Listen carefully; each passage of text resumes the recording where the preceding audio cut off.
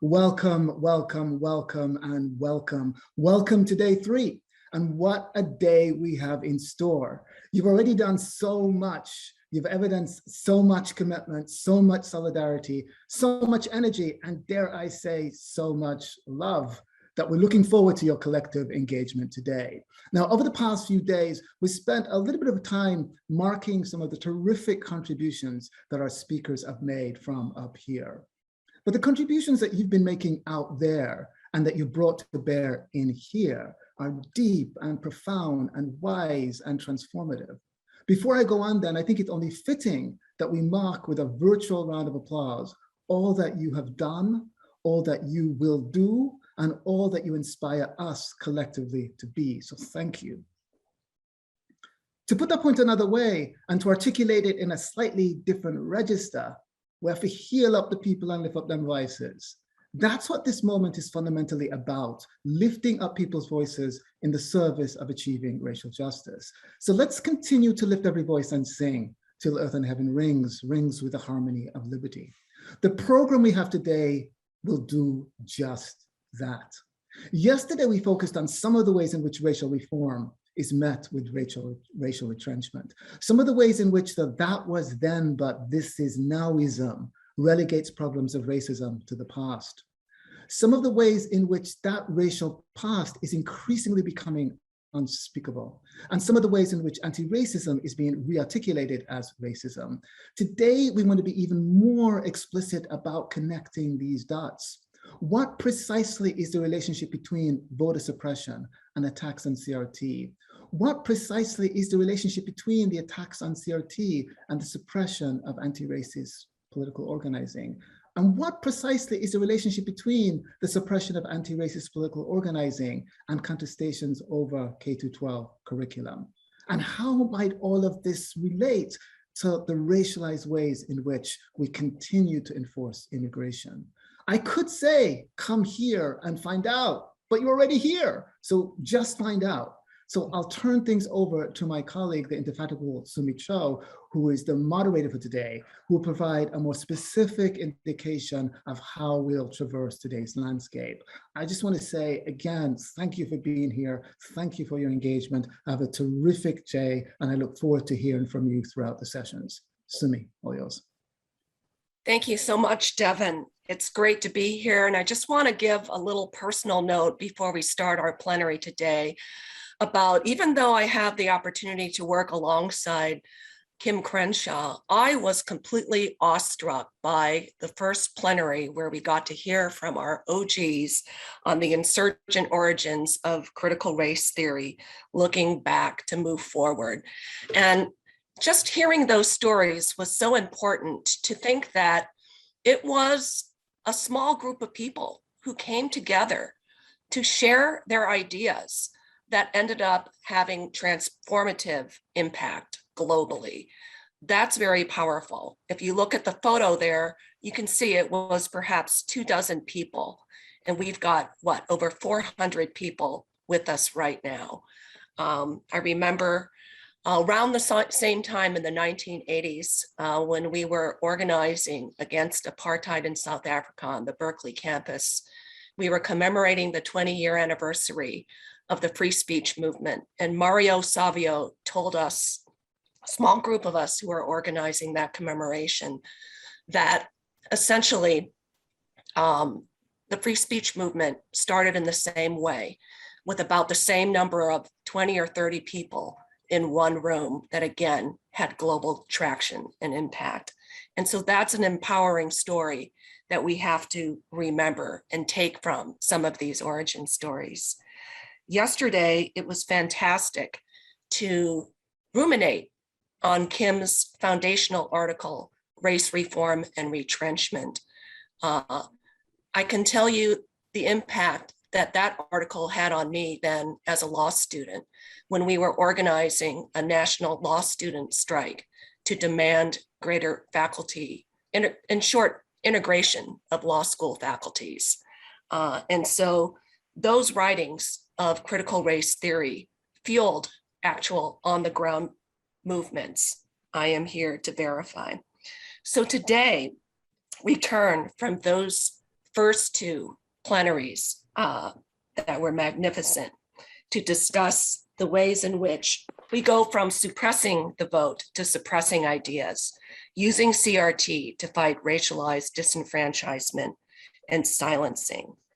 And so I want to return a little bit to what I was discussing in terms of the rise of the discourse of neoliberalism in the service of anti-democracy and anti-racial justice agendas. As we know, much of the world now lives under a globalized system of capitalism and markets known as neoliberalism or advanced capitalism. Critics from the left have shown that neoliberalism is a system that expands the role of the market and market logic into every nook and cranny of our lives and social worlds. This work reveals the anti-democratic essence of neoliberalism. In short, neoliberalism is the political rationality that works to insulate the realm of markets and practices of capital accumulation from a democratically controlled political process. By the people, for the people, or of the people has no application in the way neoliberalism imagines economic governance. But neoliberal fear of democracy is definitely not a colorblind phenomenon. As Quinn Slobodian's and Nancy McLean's histories have shown, neoliberal thinking took shape over and against what were perceived as threats from anti-colonial independence movements, Black freedom struggles of the 20th century, and labor movements. Neoliberals thus came to value the disciplining effects of traditional hierarchies and folkish morality, including racisms and patriarchy, among others. The universal neoliberal vision of a depoliticized market order, one where the role of the state would be limited to providing the necessary bulwark for unfettered accumulation, became inextricably bound up with the particularized oppressions, exclusions, expropriations, and exploitations of white settler colonialism and racial capitalism. Depoliticization and a turn to moral discipline under neoliberalism are rendered historically as a rejection of the politics of racial democracy and decolonization, the delegitimizing of civil rights as a transformative project. Yesterday, I traced, some of the particular tactics of neoliberalism in terms of technologies of power, deploying moral capital to operate, to silence protest, to censor ideas, to suppress Black political participation through racial agnotology, appropriation, and defamation of Blackness. And I would say that there is a very particular and specific project that's involved in suppressing Blackness in its forms, the particular anti-Blackness that is the root of these anti-democracy projects. So with that sketching, let's say, of the theme of racial neoliberalism with regards to today's topics, I'd like to set the table for the roundtable by highlighting the CLE reading for today.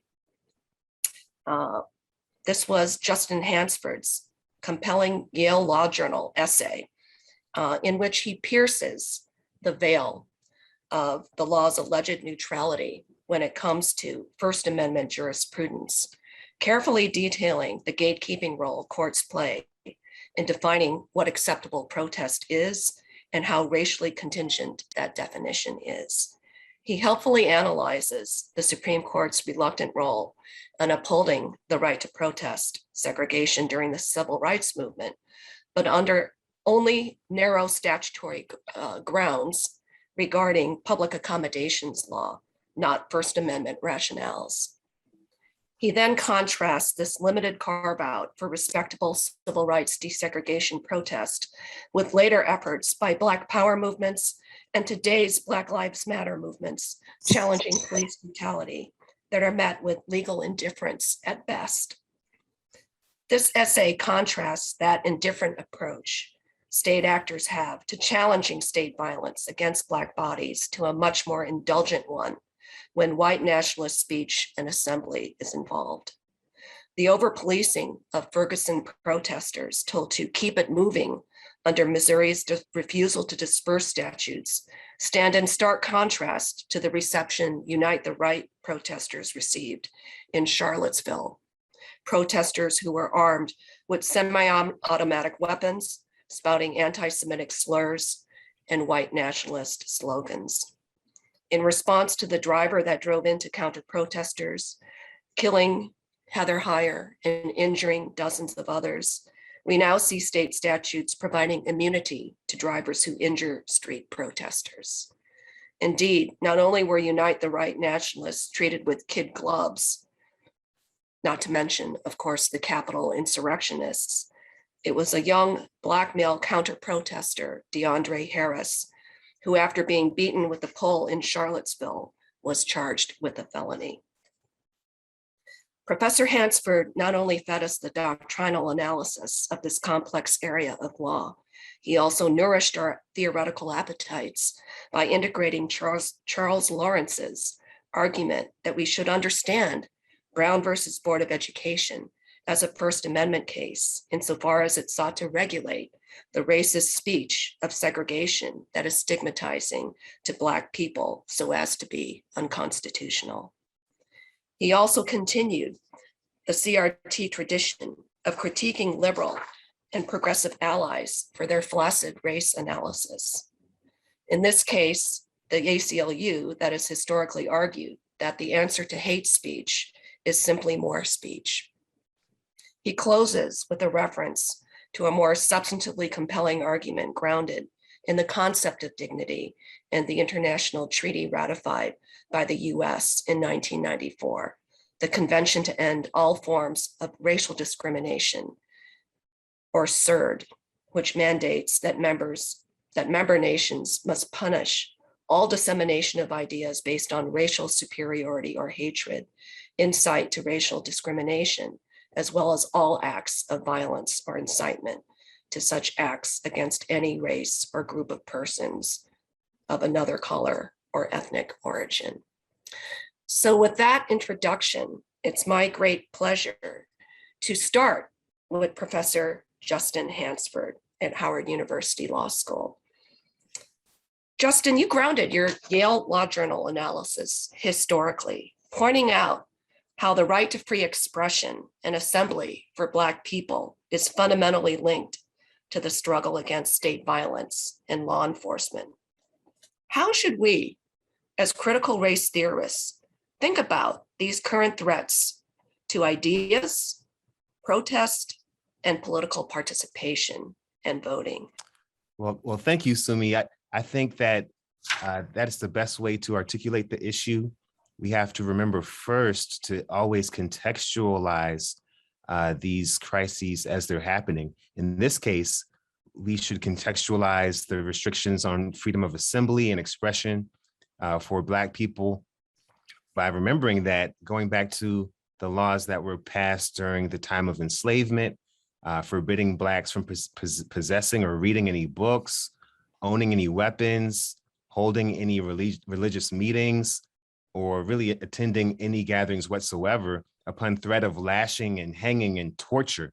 There's been a long tradition of these restrictions enduring throughout American history. So today, as we come full circle almost, the connections manifest on a level of both doctrine and discourse.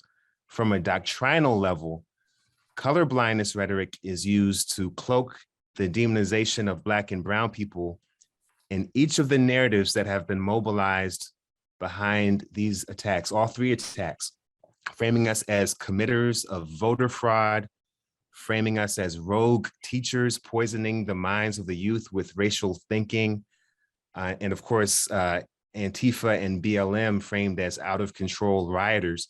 You can imagine the core audience for these bills reveling in the opportunity to discipline these Black and brown bodies. And in many cases, they may imagine the same Black or brown body engaging in all three types of expression. And so race plays a not so subtle role in the political calculations made by those who are promulgating these laws. And these three types of silencing, these three attempts to make our voice heard through the ballot, through the book, and also by going into the streets. All three of those silencing projects thereby have the same underlying theoretical foundation. And I think that also explains, from a discourse level, the importance of the law and order language that is used as part of these projects. All of these different legal attacks transform the underlying desire to discipline, desire to punish. They frame these impulses as colorblind projects and simply the upholding of the rule of law and law and order projects. And so by making these racial impulses enforceable laws, the promulgators of the laws are sort of doing double duty in the terms of both discourse and, from a theoretical standpoint, upholding that tradition of silencing Black voices. Thank you so much, Justin, for that. And so really, it's the neutral language of the rule of law and law and order that provides the racial alibi to suppress the vote, suppress our voices, and suppress ideas. Thank you for that. Further in your article, you made the point that civil rights speech has always been chilled disproportionately, with intervals that could be explained, perhaps using Derek Bell's interest convergence theory. Do you think that this theory provides us with tools to understand the current crisis and perhaps suggest a way forward? Well, yes, I do. And for those who need a short primer on interest convergence theory, this is the theory that Professor Bell proposed to explain why civil rights advances always seemed to coincide with changing economic conditions and the self-interests of elite whites. The quintessential example being Brown versus Board, the crown jewel of civil rights jurisprudence, which coincided with changing geopolitical conditions that made it counterproductive for the broader world to hear stories of lynchings and Klan violence in a Cold War context when many of these nations were choosing sides between communism and the West.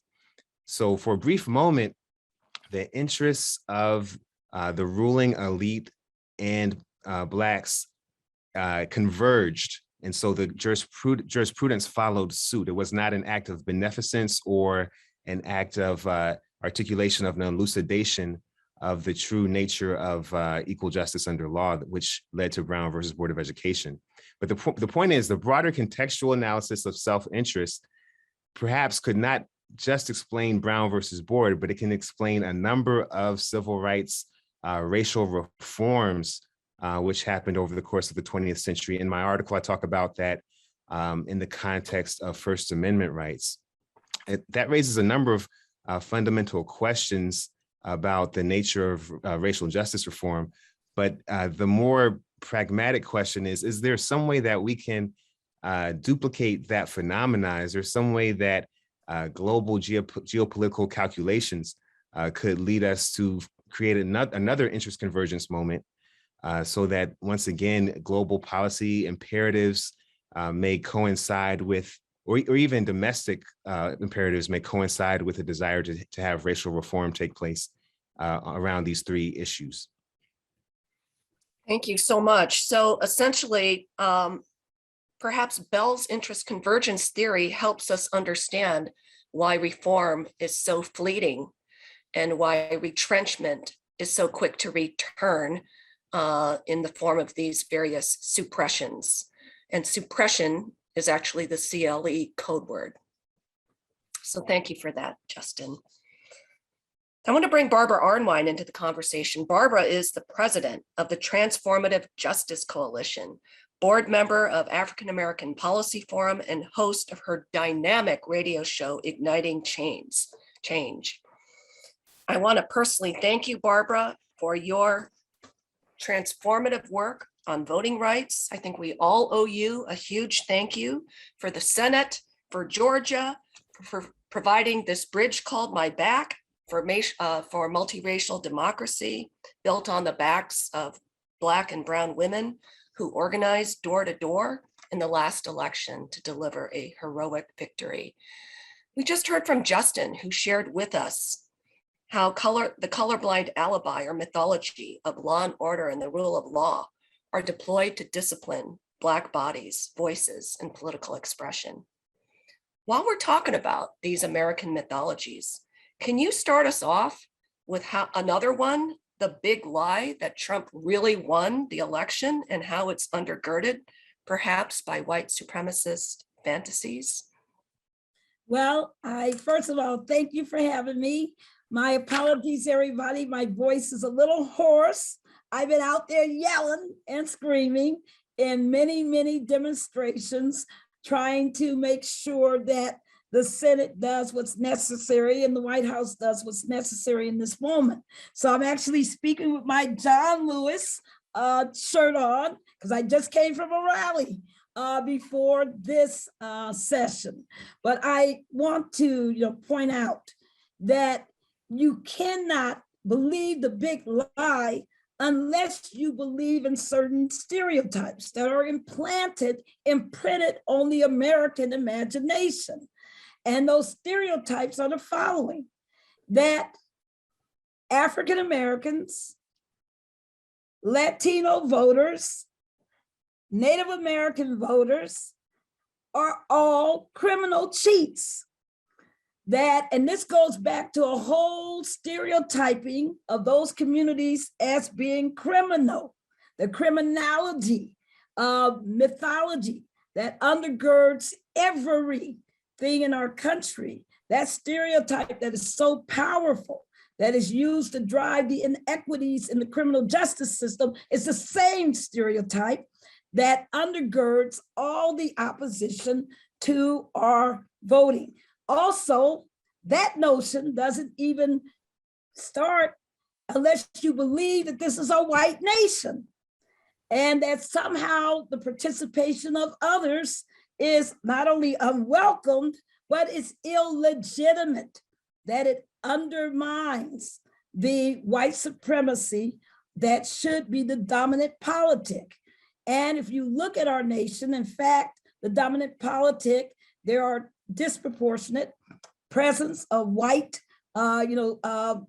politicians, male, in disproportionate numbers to women and to people of color, and especially youth voters. But anyway, the other stereotype that you got to understand is that, the whole use of the criminality of immigrants, the anti-immigrant theme that was so dominant. So the big lie relies on so many historic process. You can go back to the birth of the nation to even see the stereotype at play.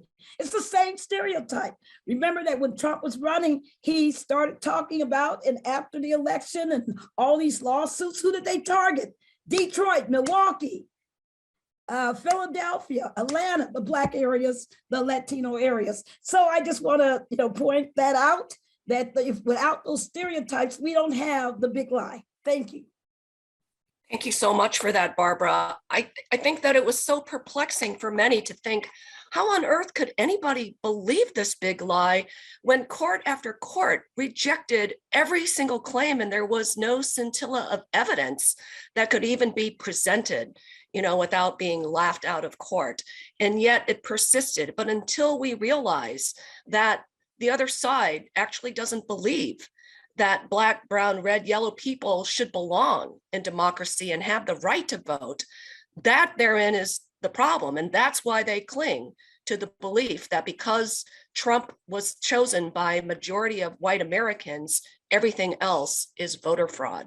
So thank you so much for essentially revealing that myth. And that leads us then to another myth, right? One that may be less expected, because we'd be sorely mistaken, wouldn't we, in thinking that racial mythologies are only generated by the GOP.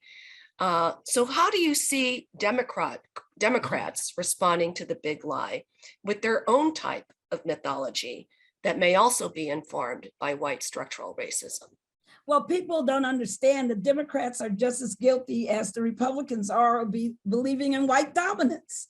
We can't even, I could do a whole course on that issue, but what I want to point out is that what they believe is that somehow they have no obligation to pass legislation to address the voter suppression out there in the states, because they believe they can out-organize it. And how do you get that kind of mentality? That goes back to another predominant stereotype. What is it? That people of color are lazy. That if they're base, if African Americans would just turn out more, do more, if Latinos would just register, turn out more, that if Native Americans would just turn out more, they could overcome somehow all of this voter suppression that's designed to shrink the electorate. I mean, if you got to understand that that's the mentality that undergirds this belief that we can, quote, out-organize voter suppression. I'm sick of hearing it. It's just absolutely inaccurate. The entire purpose of voter suppression is to shrink the electorate. That's the only objective. If you think I'm playing, look at the reports of David Ralston's, who is the majority leader in Georgia's meeting with the GOP caucus in that state, where he said his goal was to shrink the Black electorate vote by 20%. Look at the quotes publicly from Arizona, where one of their legislators said their goal was to shrink the people of color vote by 5%. So if we don't understand what we're up against, and that the attrition through these laws, they're not designed to, quote, block people from ever voting, they're just designed to block a whole lot of people from voting. So it's just absolutely untenable that we're hearing this nonsense. Thanks so much, Barbara. It's absolutely imperative that we actually point out the mythologies in both political parties that don't serve us well, and also just how incensed that one is when you hear about the Democrats, both, of course, I don't know the word that describes it, but essentially fraudulent depiction of what's going on in terms of saying that communities of color are lazy for not turning out, when in the reality, the communities of color, Black and brown communities in particular, are saving the Democratic Party, which is why I made the reference to Cherie Moraga and Gloria Anzaldua's, groundbreaking book, This Bridge Called My Back. It's essentially an assumption, right? That all of this labor will be undertaken by youth and women of color, and really invisibilizes the Herculean effort that's involved. Sue me, 17 million more people turned out and voted in 2020 than voted in 2016. Most of those were Black and brown and youth voters of color. And it's just so absolutely outrageous that when they went and voted in the midst of COVID, put their lives on the line, had to learn how to vote through vote by mail, all of these processes, and did it and stood in line for 16 hours and all the rest of it. They have this mythology of laziness dominating the body politic, that people will not pass this legislation because they believe it's no big deal, that voter suppression can be overcome by people just not being lazy. I'm tired of it. So we are taking that message powerfully to the White House, to the Senate. Stop it. Do what's right by the people. Thank you so much, Barbara. That is just indispensable. Now let's go to Emily Ho, who teaches law at University of Cincinnati and also serves as a member of Committee A of the Association of American University Professors. Emily, now that we've heard from Justin on the suppression of protest and Barbara on the suppression of the vote, tell us what's going on about the suppression of ideas in K through 12 and higher education, and in what way these larger neoliberal logics are increasingly shaping both what can and cannot be said, and how these forces seek to undermine or eliminate public education and the public sphere itself. What's the significance of these increasing strictures on intellectual freedom and articulation to a functioning democracy? Hi, Sumi. Thanks. It's an honor to be here. And so I first want to address, I think, the more abstract question about the public good, because essentially what is happening is efforts to further restrict what the public good or what the common good is. You started to answer these questions actually, Sumi, at yesterday's plenary when you reviewed some of the history of massive resistance to Brown versus Board and the emergence of the race or choice paradigm that's come to dominate education discourse and policy making. But those points correlate directly to the ways in which our understandings of the common or public good have shifted generally and particularly in the context of education, which is sort of the baseline for a functioning democratic society. So for those of us who do work in the higher ed and academic freedom spaces, academic freedom, which is used a lot in these fights, is of primary importance precisely because, in the words of Joan Scott, quote, "The pursuit of knowledge is a practice vital for the exercise of democracy and the promotion of the common good," unquote. This, of course, assumes that we're all on the same page with regard to what constitutes the common good. But once, as the panel pointed out yesterday, once the Brown Court pronounced that public education is also supposed to serve Black children and communities equally, the opposition started already immediately to draw distinctions between sort of the deserving public and the undeserving public, right? Where the deserving are entitled to draw from the public coffers to support their schools, their parks, their white flight, their police, while the undeserving simply are starved of state resources and then blamed for the injuries and harms they suffer because of that starvation. And of course, we know that line is based on race. With regard to public education and higher ed in particular, some inroads, of course, have been made as more and more of the undeserving of us gained access to public higher education, some of us even rising to the ranks of faculty. And we owe those gains in large part to the work of radical student activists and movements in the 1960s and in the 1980s around anti-war movement, ethnic studies, anti-apartheid. But the broader backlash has been and continues to be, I think, very swift and sweeping, not only in the ways that we've been discussing over the past couple of days, but also in less obvious ways that sort of shape what the public good is or who comprises the public. For example, through urban renewal in the 1970s, the rise of anti-tax and deregulation movements in the 1980s, still going strong, the privatization of former state monopolies, right, as they're called by Friedman, like prisons and schools.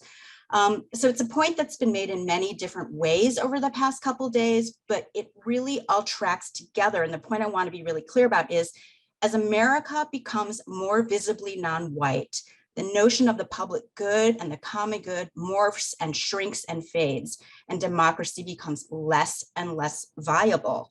And public education has always been a target in this regard, but the veil of sort of the freedom to choose and fiscal responsibility, it's been lifted, and we're gone are the dog whistles, and now right, become the dog attacks.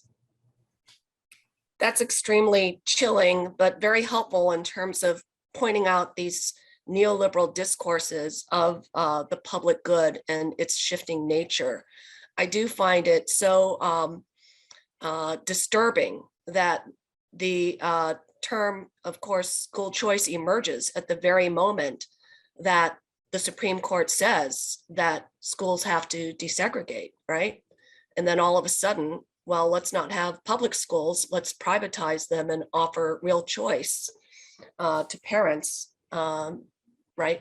Right, it's absolutely not a coincidence, absolutely not. Great. Okay, so now, in light of what you just said, I want you to help us understand how the right has been, over the decades, they've been studying us, literally studying us. I mean, Milton Friedman has said as much, right? To both co-opt and commandeer the liberal concept of academic freedom to be used as both a sword and a shield in terms of this ideological warfare. And so what's going on here with that co-optation of academic freedom And if this is so fundamental to academics, where are our liberal allies on this issue? And how can we use academic freedom to protect and forward the work of critical race theory and related fields? It's the set of questions you ask is so hard to answer, but I'll give it a start. We're going to talk a lot about this, actually, Jennifer, Ruth, and I, and Graf Kirk in our breakout session later. But so with regard to academic freedom as a concept, one of the things that the right has done to effect this co-optation is to actually conflate free speech, right, that Justin was talking about, which in and of itself is so highly problematic and racialized, and academic freedom as a concept in ways that are precisely wrong, in order to further confuse, right, picking up from yesterday's plenary, a relatively uninformed and I think increasingly anti-intellectual middle and suburban class into thinking that a return to American apartheid, right, that, as Luke reminded us yesterday, would actually signify some kind of enlightened progress, right? And this is what you were talking about, Sumi, in your opening remarks. So they use free speech and academic freedom interchangeably when those concepts are not at all interchangeable, to demand, that is, if you understand what universities are for, but they use them interchangeably to demand, for example, Richard Spencer and Milo Yiannopoulos' right to speak on college campuses, as if they're reprehensible and discredited ideas, which they might and are able, as we can see, to express in the public square, right, in Skokie and elsewhere, could withstand any type of serious scholarly inquiry or scrutiny by those who could adequately vet them in the academy, right? And so they use the terms interchangeably as a shield to defend outmoded and already discredited ideas like pro-colonialism, when those ideas are speciously put forward as sort of serious intellectual positions.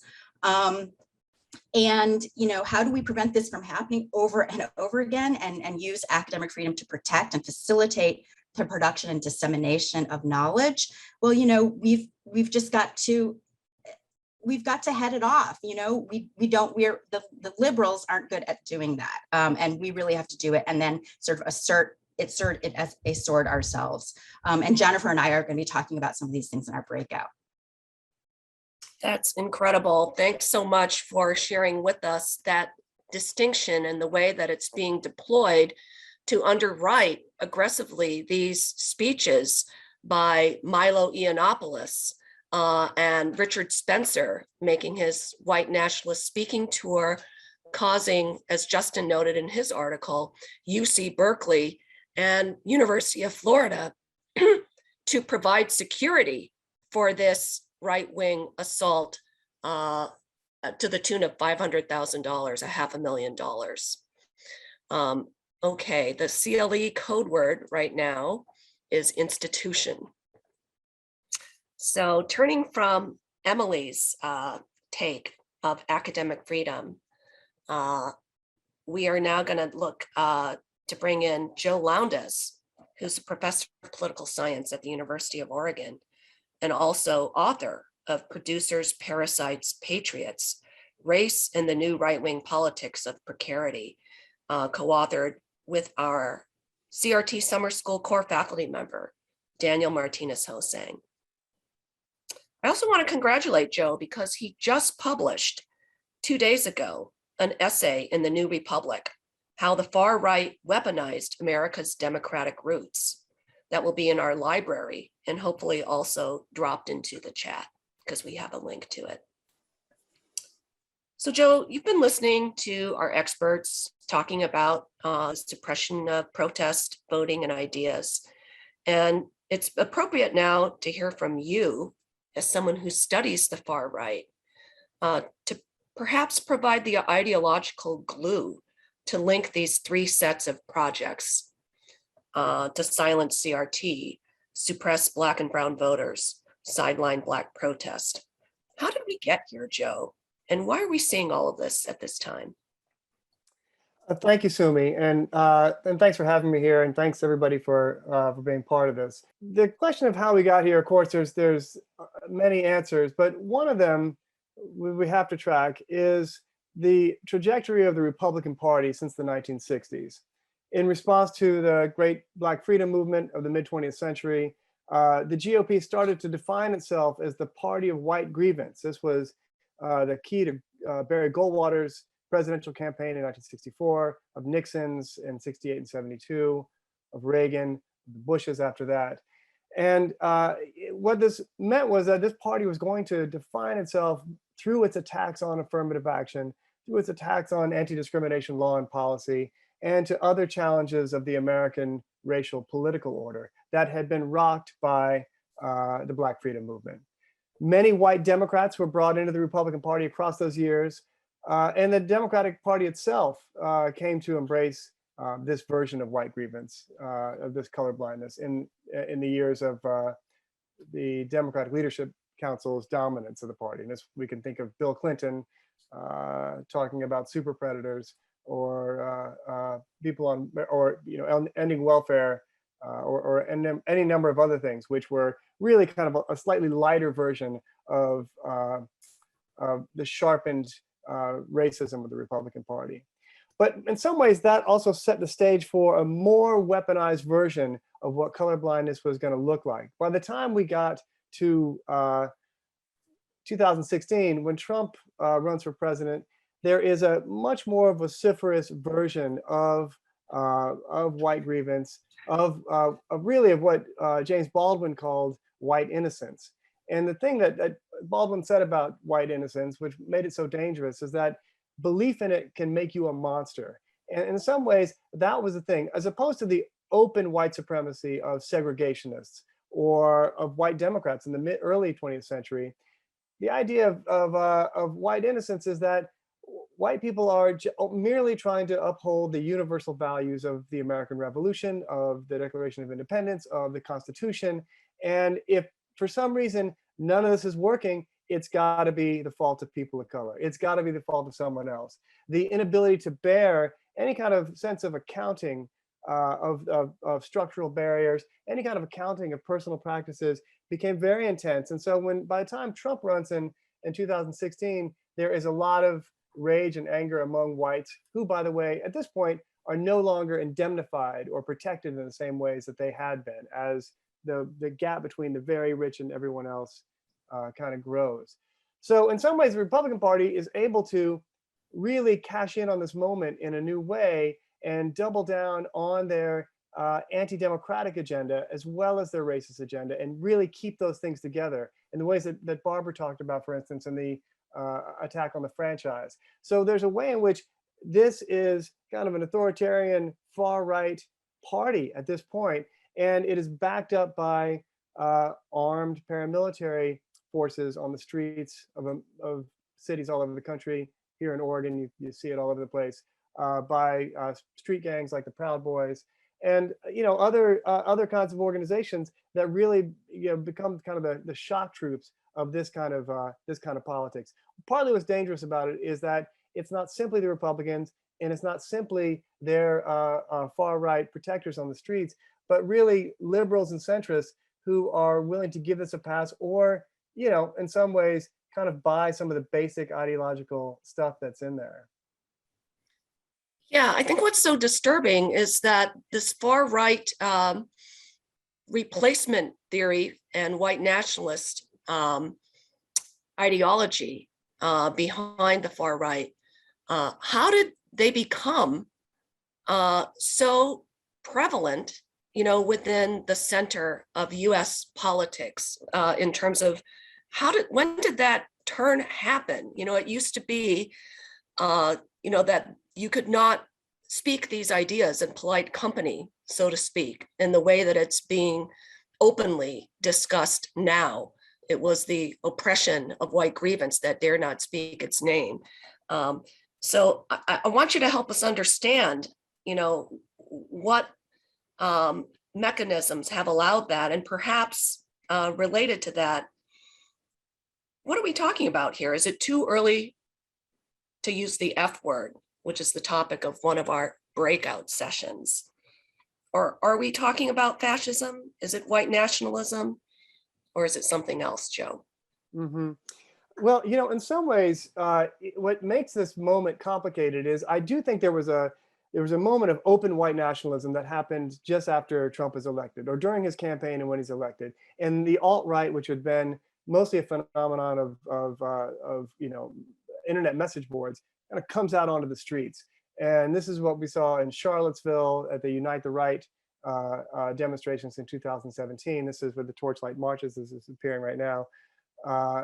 But there's something about that moment that, as horrifying as it was and fatal to an anti-racist activist, it was slightly more. It was slightly out of touch with with white innocence in a way. It's something about it was, it was universally denounced even by the right and by Republicans, and this matters. And I'll say why. Even people like Jeff Sessions, Steve Bannon, they all said these white supremacists are losers. These are not people we should support.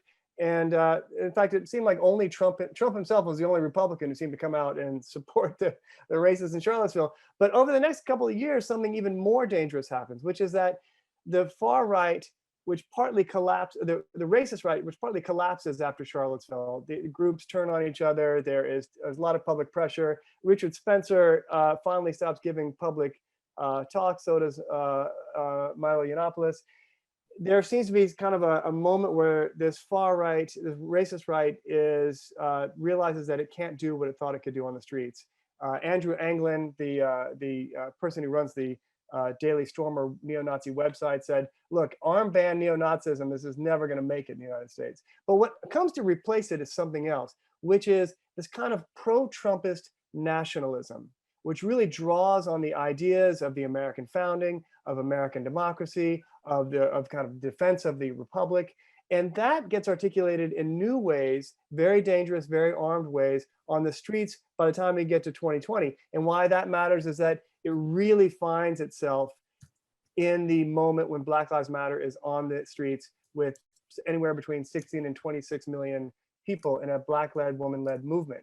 That matters because once you have this extraordinary challenge to the political system, an anti-racist challenge, these people are able to say, no, we're not racist. We're just protecting the American Republic against this mob rule of Black Lives Matter and Antifa.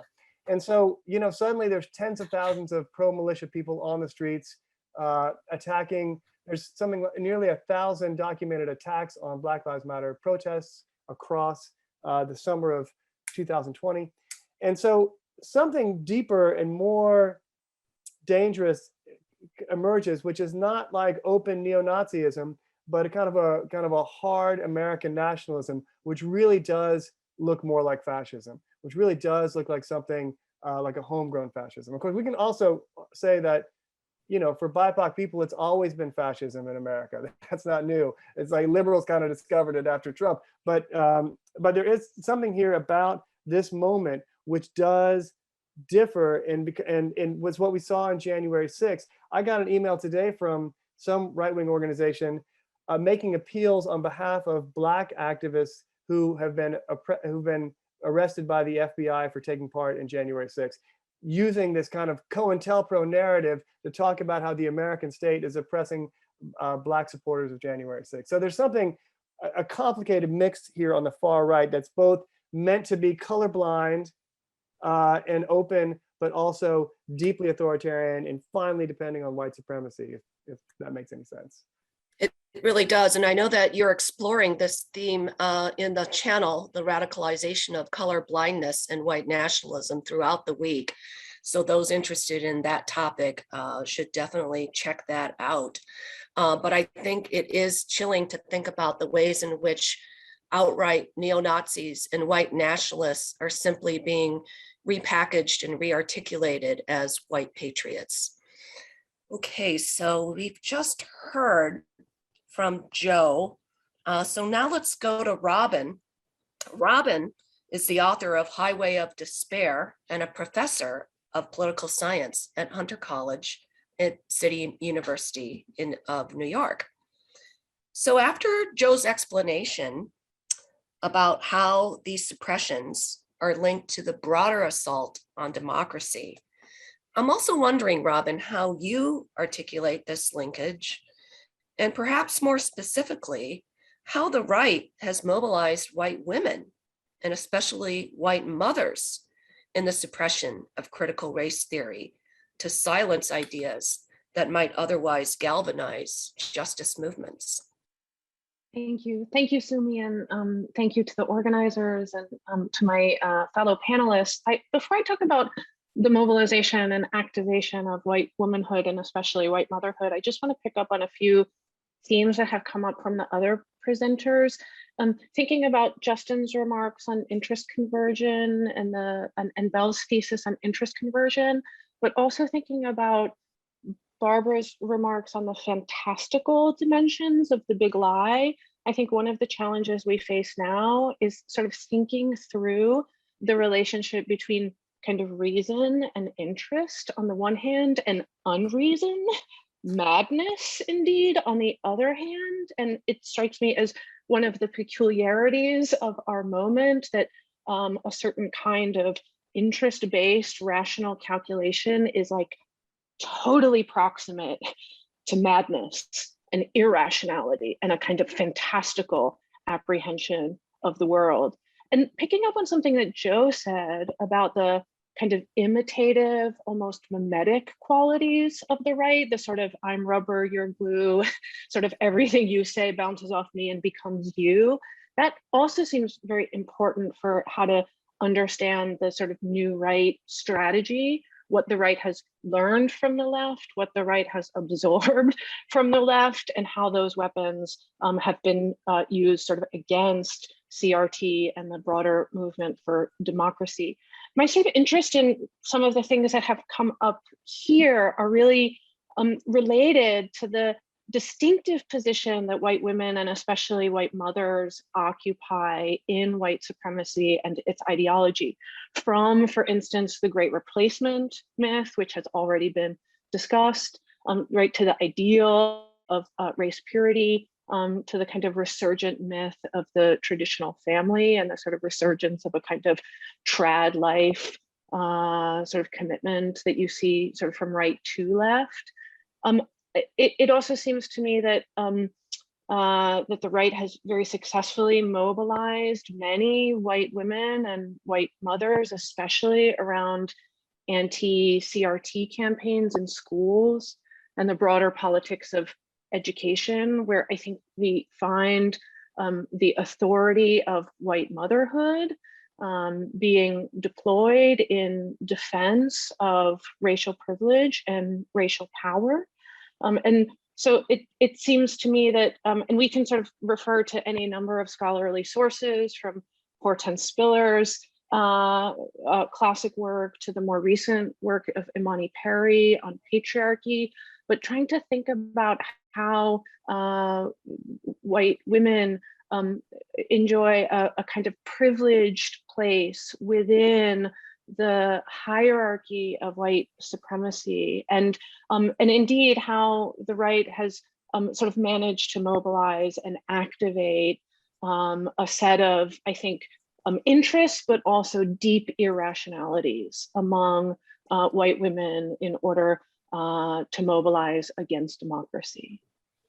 That's very interesting, Robin. And so you're talking about a very different kind of regressive intersectionality that's being deployed, with white women, perhaps in the suburbs, to be the protectors, the valiant protectors of their white children.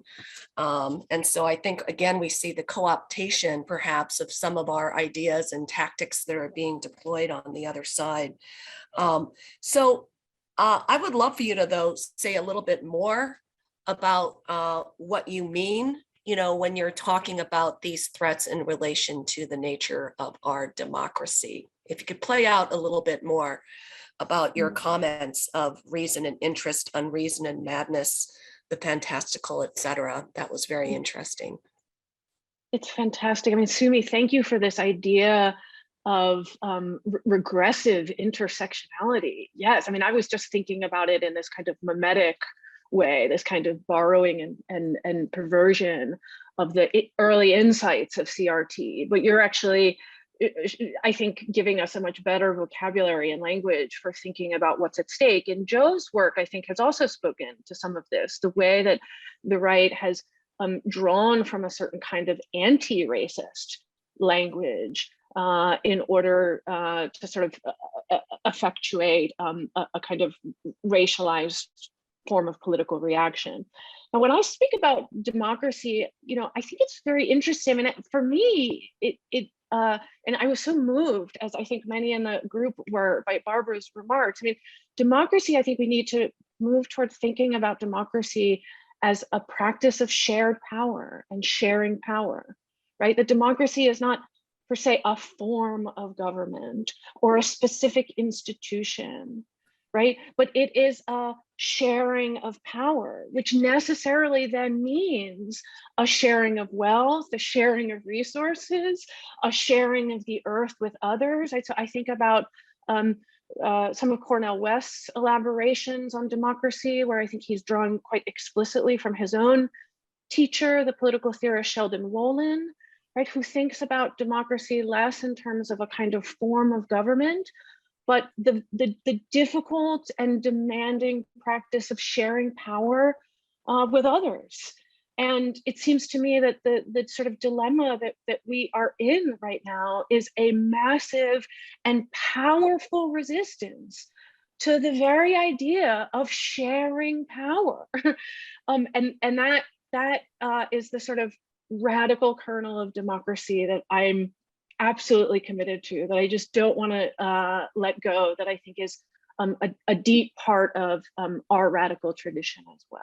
Thank you for that, Robin. And so let's go on. CJ Hunt, you are our final, but possibly everybody's fan favorite speaker. The amazing CJ Hunt, producer of The Daily Show with Trevor Noah, director of Neutral Ground, which was just screened this week in his channel, Laugh and Learn, and is being discussed with the culmination of his late night comedy roundtable today. So we are glad that you are here. And before we get to your question, I want to make sure that everyone knows that the CLA code word is attack. This is a very serious and sober conversation, isn't it? About white nationalism, fascism, structures of subordination, very, very heavy stuff. So I'm going to ask you to help us out here, CJ. I know you got your degree in Africana Studies, but you chose a career in comedy. And every time I watch some of our best comedians, Richard Pryor, or up and coming comedians like Harry Kondabolu, I think about how they're actually doing critical race theory, but they're actually doing it more succinctly than we can and with humor, which is 10 times harder. So your film and career is in comedy and filmmaking. But you spent the last 5 years making this film, Neutral Ground. How are you connecting the dots between these issues here? In terms of thinking about our history. And I guess related to that, I'm wondering, do you ever worry that using a comedic approach might lead us to perhaps think that we don't have to take white supremacists as seriously as we should? Thank you. I want everyone to know that I made Sumi say that I am maybe the favorite. I said, you have to say I'm maybe the favorite. It's the CLE word. That's CJ is the fan favorite. I know I am an untraditional panelist because I happen to believe that, we're all just human. And the sooner we can stop talking about race, the sooner we can get back to living Martin Luther King's dream. I'm just kidding. Imagine if that was my whole presentation. My focus is trying to use comedy to make whiteness strange. We must make white supremacy strange because its chief ability is to mask itself as neutral and as part of the landscape. And our job is to paint it with a black light and say, this is really strange. And I think we have a short clip of how we are attempting to do that in the film, trying to attack the sort of the myth that monuments are history and that somehow the past is neutral. Can we play that? Okay, here we go. To consult the documents, I went to the capital of the Confederacy. Richmond, Virginia has a whole avenue just for Confederate monuments, and for some reason, African-American tennis legend Arthur Ashe. Y'all could have put me on any other street. Richmond also has a museum that examines the Civil War from all sides. So what caused the Civil War? Was it fought over who had the most power, the states or the federal government? Or was it simply a fight over money in different cultures? Or was it slavery? So push the button that matches what you think was the main cause of the Civil War. Looking at the secession documents, each of these arguments, they all tie back to the institution of slavery. They just do. Our position is thoroughly identified with the institution of slavery, the greatest material interest of the world. Louisiana looks to the formation of a Southern Confederacy to preserve the blessings of African slavery. Now, to be fair, the secessionists also talked about their rights. They were just incredibly specific. Yield to us our constitutional rights in relation to slave property. They refuse to recognize our right of property in slaves. Rights of property in said slaves shall not be thereby impaired. Property in slaves. And nobody was clearer than Alexander Stephens, the vice president of the Confederacy. What Stephens wanted most, besides just a little bit of water, was for everyone to understand exactly what the Confederacy was built on. Its cornerstone rests upon the great truth that the Negro is not equal to the white man. That slavery is his natural and normal condition. This, our new government, is the first in the history of the world based upon this great physical, philosophical, and moral truth. I mean, they are exceptionally clear. The founding documents of the Confederacy talk so obsessively about slavery. The real mystery is how so many people came to believe that Confederate symbols have nothing to do with it. So I know I'm probably over my time on my first question, but I just want to shout out, many of those documents are not new to us. Many of you in this session have done the research that made this film. Charles Dew, Pick Haithley, David Blight, whose writing is just as smooth as his speaking voice. But my job is to think about how to take all of the work that y'all do and move it into pop culture, because they have History Written with Lightning, they have Birth of a Nation, they have Gone with the Wind. Those things have supplanted history and changed a nation's memory. And my thing is, how do we use pop culture to make irrefutable visuals that help us paint whiteness as strange? That's awesome. And we did not hold your video time against you, CJ, if you want to add that back in this next follow-up question. Great. And that is, in terms of challenging the discourse of these anti-CRT laws, even using the term anti-CRT laws seeds the messaging by defining our movement in the negative, right? I know in your news appearances, you've been using another phrase as a way to build up our disinformation literacy, as you put it. Yeah, I've been using the phrase dum-dum laws, and then I just am silent. Because as a comedian, I'm always just thinking about how to move faster. I don't like having to go, well, actually, CRT was invented in this year and what it initially meant, and then what Christopher Rufo means. Like, I don't have space for that in the small time periods that I get. So I'm just trying to get fast. So I will say, you know, we've seen 18 voter suppression laws passed so far, and 10 of those are dum-dum laws. And then when they say, what is a dum-dum law? I say a dum-dum law is any law that censors American teachers and forces them to teach our kids less history. Whether dum-dum laws works for you or not, I am interested in how we can find faster packages that are as salient and memorable and sticky as what the right did with the death tax. So I talk about dum-dum laws. I talk about that the anti-CRT pushback now is just an echo of the Lost Cause. The Lost Cause is all about, do not look at slavery clearly. Do not look at race in history. Look away, look away, look away, Dixieland. And the anti-CRT push is the exact same thing right now. And we are all looking forward to the late night roundtable. Yes. Okay. This final round, we're going to give each participant 3 to 4 minutes to talk about proactive frameworks and strategies. And I want to go back to Robin in terms of drilling down into thinking about the role that intersectional feminism can play in countering these suppressions and to, do our work to defend democracy better. Thank you, Sumi. Strategies for addressing this, I have only the perspective of a citizen and not the perspective of a scholar necessarily. It seems to me that an important strategy for countering this is to begin thinking about white supremacy or allowing people to think about white supremacy as a complex system that positions us all in sort of very complicated ways in relationship to power.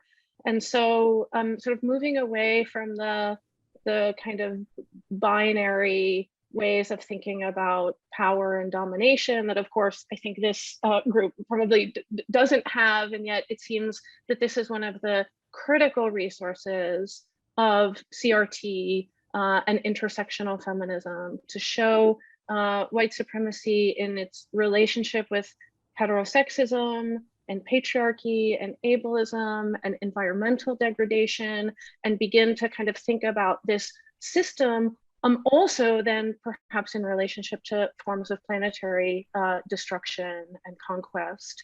And so it's sort of about thinking sort of systemically, and it also seems to me that that bringing a conversation around sort of gender and the activation of gender in politics in relationship to whiteness is very important, especially as politicians and organizers turn their attention to those groups of allegedly undecided voters. Part of, I think, sort of reaching those voters and allowing those voters to think a little bit differently about the systems in which they are placed is to sort of talk about how gender gets activated, perhaps sort of in defense of patriarchy. And then I think finally, this commitment to democracy that I was talking about earlier as a practice of sharing power. And in my own work, which has, I'm currently working on a book on the family right now. I'm quite interested in all of these very everyday and ordinary opportunities we have to experiment with sharing power. And without being like, one doesn't want to be too cheesy, sort of be the change you want to see in the world or anything. There's something trite about that. And yet it does seem to me that we have many opportunities in our work lives, in our family lives, in our community lives, to kind of experiment with what a practice of democracy, meaning a practice of equality and a practice of freedom is. And so one of the, I think, very good strategies for countering this is sort of mobilizing people democratically, so that one of the things we can learn from the right, talked a lot about what the right has learned from the left. I think one of the things that we can learn from the right is power, is how to grab it, how to be comfortable with having it, how to learn how to share it. And so I think in some ways there's an allergy around power because we've seen power in its dominating and oppressive forms. And so the risk is a politics that just wants to turn away from power, right? Power is oppression, power is domination, power is exploitation, right? But power is also maybe also the practice of democracy. So one of the things I would like us to sort of learn from the right, the sort of I'm rubber, you're glue, turned back the other way, is how do we get close to power? How do we get comfortable with it? How do we take it? How do we keep it? How do we use the system in order to keep it? And so I guess I would want to sort of think in that direction, even as speculative as that might be. Thanks. Very helpful, Robin. But let me just ask you, because you said that you were talking about thinking about families. to perhaps elaborate just another minute or two with respect to white women's relations, familial relations as daughters, be it daughters of the Confederacy or as mothers in the specific ways that they're being summoned, to school boards to defend their white children and to police racial boundaries, whether it's in the suburbs or the Karens in public parks. And so if you can just add a couple of extra minutes on that, we would love it. It's hugely important. And I think when we talk about the mobilization of the authority of motherhood, we have to remember who has always been granted that authority and from whom that authority has always been excluded and denied. So that whenever we're talking about the claim of motherhood, the authority of motherhood, I would suggest that we are already involved in a racial politics. We are already involved in the racial politics, right, that, as Toni Morrison had elaborated, allows some women to be mothers automatically without question, right? Whereas others, their maternal claims are sort of denied. So I think first we would have to acknowledge that as soon as we talk about the authority claims of motherhood, right, that we're already inside a racial politics.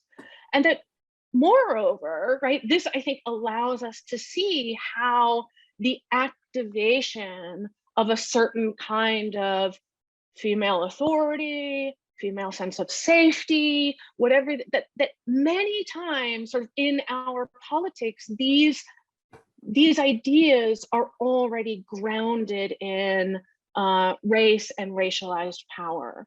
White women have long been granted the authority of the family on the condition, of course, that they don't expect that authority anywhere else, right?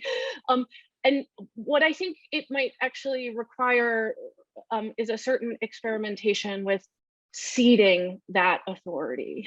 And I think that's a very difficult ask of women who are invested in the narrow forms of authority that they might be granted by white supremacist patriarchy. And yet, my own hunch is that that's actually going to have to be the ask.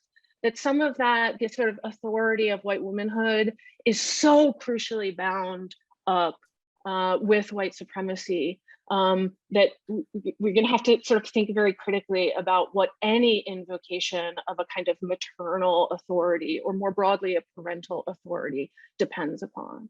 Excellent. Thank you so much, Robin. So building off of Robin's comments, Barbara, we've been talking a lot about these attacks on critical race theory and voting rights and how they're connected as an effort to undermine democracy.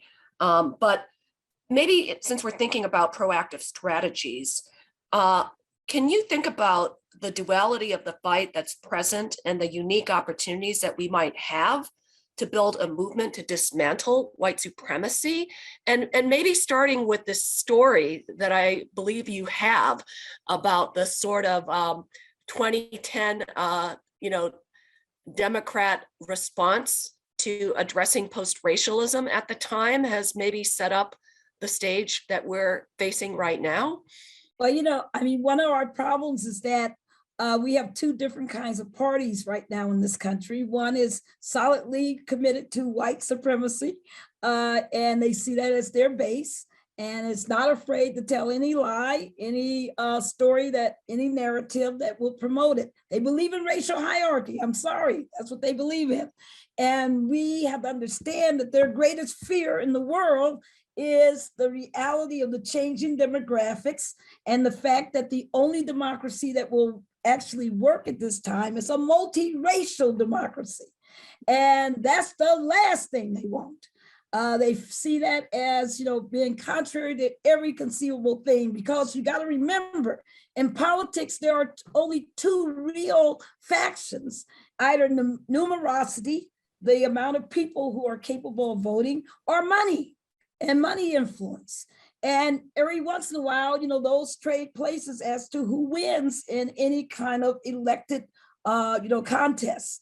Also remember that, the former president said very correctly that if you had a multiracial democracy, he didn't use those terms, but he said that if everybody was voting, that the Republican Party would lose its dominance for decades. And he's correct, because as long as they do not want to compete in the arena of ideas, which is why they attack ideas, why they attack critical race theory, as long as they believe they can't win in that with their pro-corporatist, racist, messaging, anti-women rights messaging, 1950s, what would we call dominant, but belief that that's the best era that ever happened, when there were so many things wrong with that. If you really believe that and you know that people aren't going to buy it, then you become desperate. I mean, all of this voter suppression, all this CRT attack, all of these anti-protest bills, all of this corporatist embrace, all of this is fear laden, because they know change is inevitable. But it's only inevitable if you play fair. So part of the game is to be dirty. And that's what we're dealing with right now. It's raw political power. They're basing and pushing through everything they could push through based on raw political power. And of course, I could talk forever about the legal reasons why they're doing what they're doing, what it means for this, for the current context of our laws. But I want to just remind people that tomorrow's session that I'm going to be doing with David Daly, we're going to be talking about some of the answers here, because this is the good news for this battle is that it is solvable. It's not, some kind of, oh my God, we'll never change people's minds. Oh my God, we can't win. We can absolutely win this battle. I mean, because our numbers are better than their numbers, but we got to organize ourselves. Think about who our allies are in this fight. You got the millions of people who took to the street for Black Lives Matters. You have the whole Juneteenth celebrants who are millions. You have the First Amendment people who need to be mobilized and do their job. You got the anti-corporatist, income equality community. You got the academic freedom community. You got the civil rights advocates. You have the voting rights advocates. You have the anti-racists. You have the women's rights warriors. You have the environmental justice movement. You have so many more people on our side than they have, and that's what worries them. But the only strength they got is our disorganization. The more we organize, the more we coalesce, the more we bring our combined voices to the table, the more we see that these are not separate struggles, they are the same battle. That's what's missing.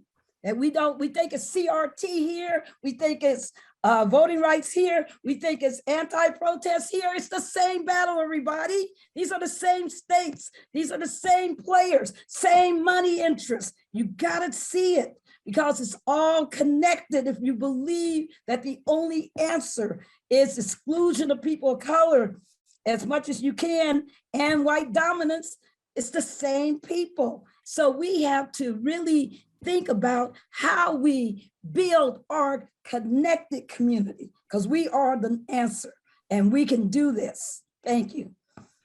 Thank you so much, Barbara. And that's absolutely right. And that's why the other side has to resort to these various propaganda tactics, because they don't have the numbers and they actually don't have the message. So they have to activate fear and paranoia instead. So thank you for emphasizing that. And you'll like our CLAE word right now, which is vote. I love it, because yes, the answer is in our ability to actually have a democracy where we vote, because if we vote and if it's fair, this whole country changes. And I want to point out to people, by the way, the American democracy is 75th in representation for women. I bet we're worse when it comes to young people. I mean, a lot of these state legislatures, they're not even 5% Gen Z and millennials. I mean, we got to really look at our democracy so comprehensively about how we're trying to restructure it to make it multiracial, to make it robust, to make it inclusive. There's a lot to be done. It's not just about electoral politics. It's about the entirety of what a real democracy should look like. So I just want to, really add that note, Sumi, Thank you so much.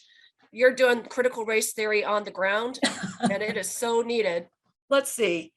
Joe, you've really taken us through a lot of your work, which has been fantastic, exposing the variety of mythologies, whether it's about American democracy, white innocence, American exceptionalism.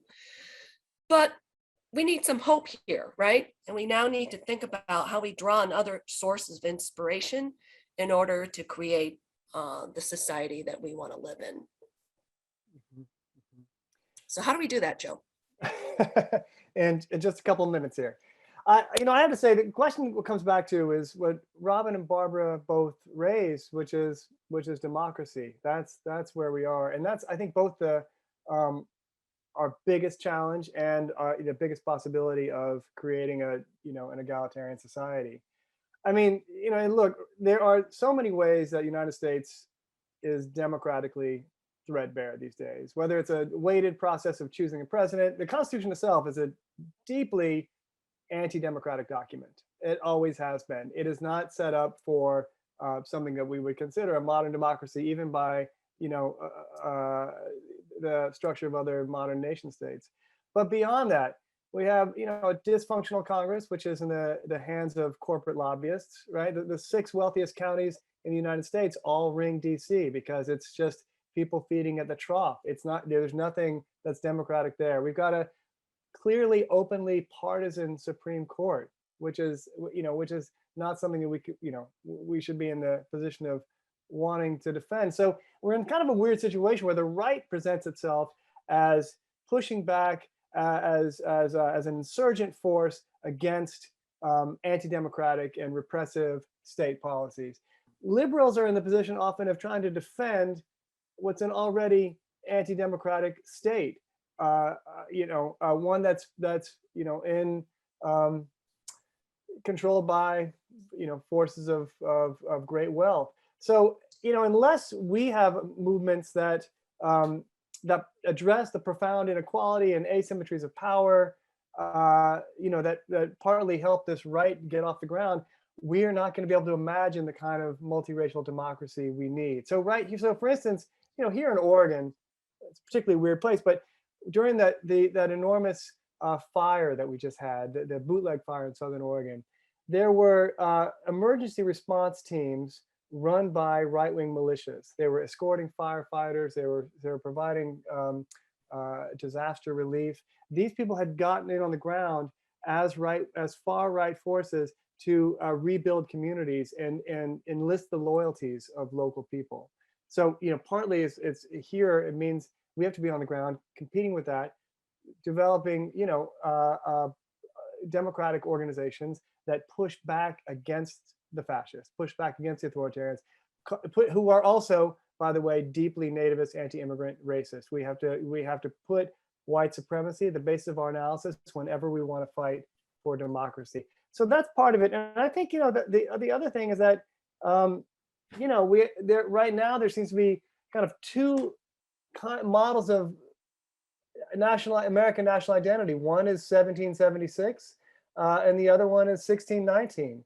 And in terms of the first one, in a country founded on white supremacy, on slavery and genocide, I think it's hard for us to try to embrace the American flag or embrace American identity. But what 1619 provided, which has provided generations of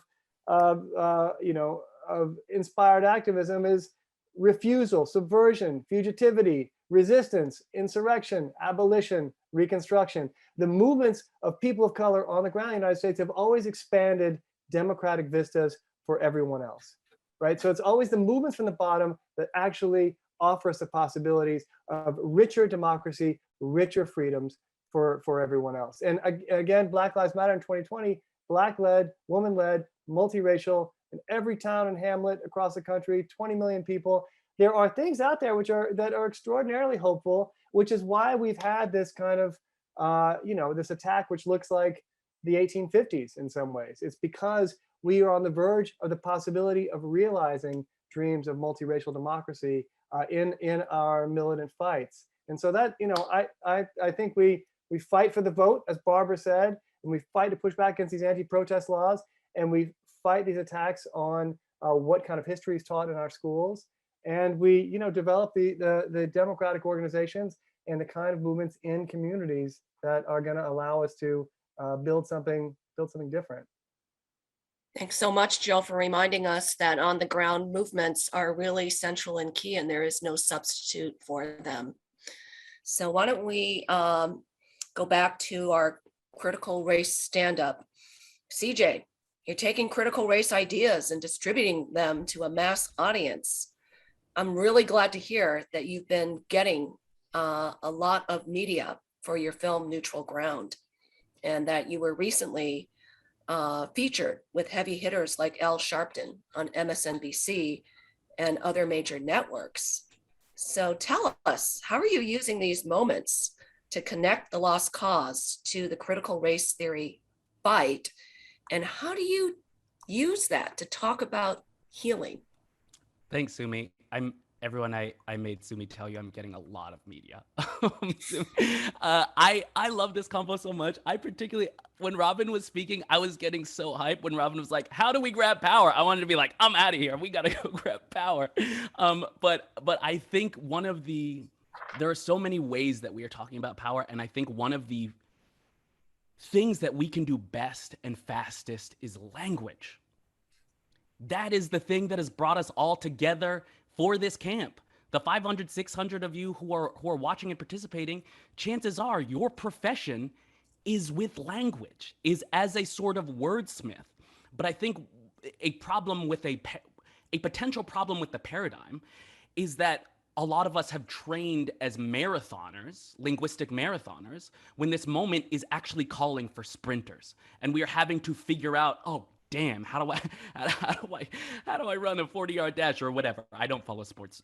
But my point is, I as the outsider, I will say something that I believe, I think. I don't think we need another one of these. Phoner is incredible. Some of us are only in our careers because of folks like Phoner. Right? But like I would say in this moment, echoing Raoul Peck, it is not information that we lack. Like, I don't think we need another 600 pages of your brilliance. I think we need 6 powerful words. And that is not to say that we don't need scholarship in this moment. It is to say the thing that we are best at, the thing that we are incredible at, is scholarship. But the place we fall down every time in the face of the right, in the face of the alt-right, in the face of all of their memes and their Pepe the Frogs and Tucker, is an inability to move from this to something as sharp as the word welfare queens. Right? That is how they have won and reshaped so much of the stuff we are trying to undo. And there are so many powerful models out there of people who are slaying with language. The 1619 Project is a triumph of language. It is the code word that so much of our work is coming to be represented by, because linguistically it works. People are raging about the 1619 Project and they haven't even read it because Nicole Hannah Jones has reoriented America's origin, like just with the 1619 Project, right? So I welcome those of you who are challenging me on this idea of dum-dum laws, right? I don't say asinine laws because honestly, I don't trust the person watching the news who I am speaking to will understand what the word asinine means. I trust that they will understand that I am saying it is not these lawmakers who are dumb, but it is they are betting on either making your children dumber by teaching them less, saying out loud, make our books smaller, or I am telling the viewer they are gambling an election on the idea that you are dumb enough to believe that a panic campaign about a word that has been around for half a century, that you are dumb enough to be afraid of that, to vote for a party that does not have your interests in mind and has done everything to cut your health care, right? So I say that not because I'm like, dum-dum laws is right. I say that not because I don't understand that reinscribes a sort of ableism that is toxic and oppressive. I'm saying that because I do think we need a space not to play dirty, but to play rough, and to understand that this language has to be iterative, that we have to be using things that we're like, dang, can we get slightly better than dumb, but that is equally sticky? And I am positive that we can. The other thing that I wanted to say is that, I also wanted to shout out Dr. Crenshaw's analogy like about the asbestos being in the buildings and how insane it would be if we passed laws for us not to be able to acknowledge or use the word asbestos, right? So part of our time here, I think, should be analogy camp. We should be working the analogies whenever we can, whenever you are meeting up with someone. If you're a designer, you should be hitting up people being like, yo, let me help you turn that into a design that is ending up on Instagram, right? So we are in analogy camp. And, I offer this as well. I've been workshopping lately saying on the news, blaming CRT for dividing us is like blaming a black light for making your hotel room filthy. Right? That you turn on a black light and it's like, oh my God, the hotel room was fine. And you turned on a light and now there's white stuff everywhere. Now our job is to, and then I say, for people of color, we've known that white stuff has been there for a long time and we need to see it to clean it up. Now our job in analogy camp is for you to say, I don't like that analogy for me because I don't want to talk about body fluids. But others of you will be like, no, the white stuff, it has always been there. That works for me. So that is to say, they are never worrying about being accurate. They're worrying about being powerful and what can we get done iteratively before we take it to market necessarily, where we allow ourselves that bit of looseness to be powerful before we are precise. The last thing I would say is that I've been playing with this idea of history first, of making sure that the first words out of my mouth are history. And I think because it just makes it clear, right? Like it makes it clear what Dr. Crenshaw was saying and what a lot of you are saying is that the argument is the same. Like you bet I'm talking about how in 1861 the Mississippi Secession Convention was saying the North denies the right of property in slaves. It enlists its press, its pulpits, its schools until the whole North is excited and inflamed with prejudice, right? Like we start in the past and show they're still doing that. Right? We make these relationships between past and present. I can be making fun of Tucker Carlson in one moment and then relating that to the secession conventions or the secession commissioners, shout out to Charles Dew, like in the next moment, right? Like I can be saying that, any day you can turn on Fox News and hear someone going, is Antifa sneaking into our schools and telling our children that they're white? And if our kids learn that they're white, what kind of country are we going to live in? And I can say that they were asking the same question during secession. They were saying, is Lincoln and his black Republicans sneaking into our plantations and telling our slaves that they're free? And if our slaves find out they're free, what kind of country are we going to have? I just mean start with history. Let's make those connections and give folks a frame. Okay, you've actually now triggered a hashtag campaign for the white stuff, CJ. And I think we're just going to have to draft you onto the CRT planning committee next year to create the analogy camp breakout and others. So thank you so much for that. That is just incredible. So just building on what CJ was talking about, Emily, in terms of using our words as weapons and far fewer of them, how have you been thinking about how we can use academic freedom to contribute to expanding our concept of democracy? Yeah, so first I want to thank you, Sumi, for asking me a question after CJ. Yeah, anytime. And also asking me a question that's a lot. That's, the academic freedom, it's a very specific idea, and I know it might be kind of a bore.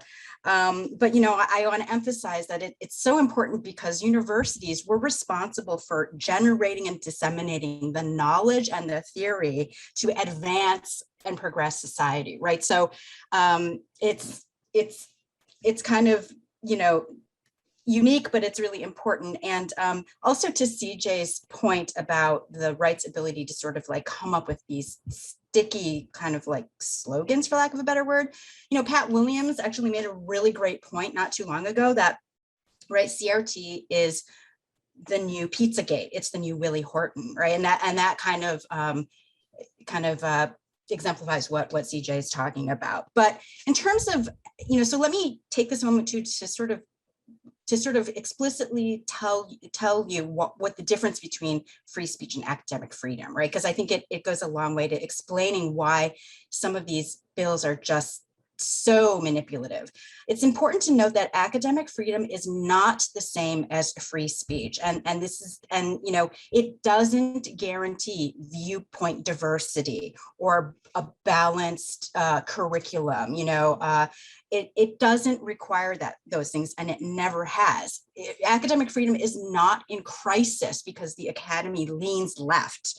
If anything, academic freedom has been in crisis for decades because of the neoliberalization of education, of American higher education. What academic freedom does is to protect academic researchers and scholars from outside pressure in the realm of their scholarly work, where outside pressure refers specifically to state interference, dumb laws, right?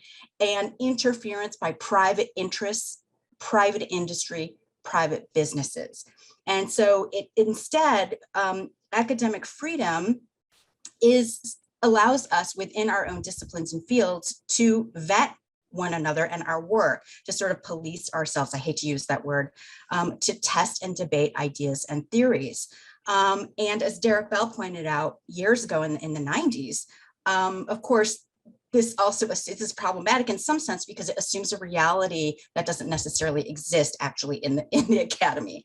But still, the basic idea is that democracy cannot flourish unless there's a free search for truth and it's free exposition.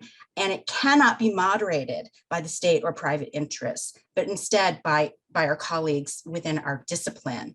So, really, academic freedom is supposed to protect faculty, scholars,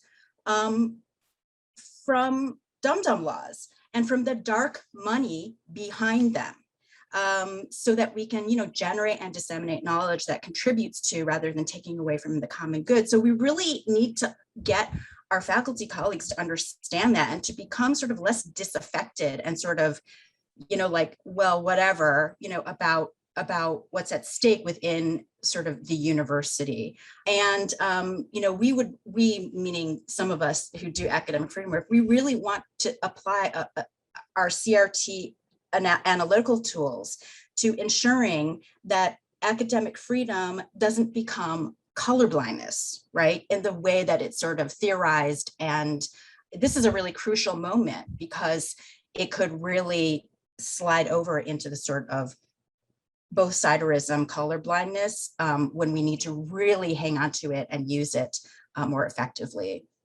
So Emily is not just a brilliant critical race theorist, she is also an activist in our working group in the higher ed section. And in her breakout, as she mentioned with Jennifer Ruth and Graf Kirk, they're going to be elaborating on their plans for activation in conjunction with Black Lives Matter at School and Zinn Education Project and African American Policy Forum to really try to galvanize action in the last weekend of August 27th through 29th, in terms of making sure that we speak out against these censorship, anti-racial justice campaigns.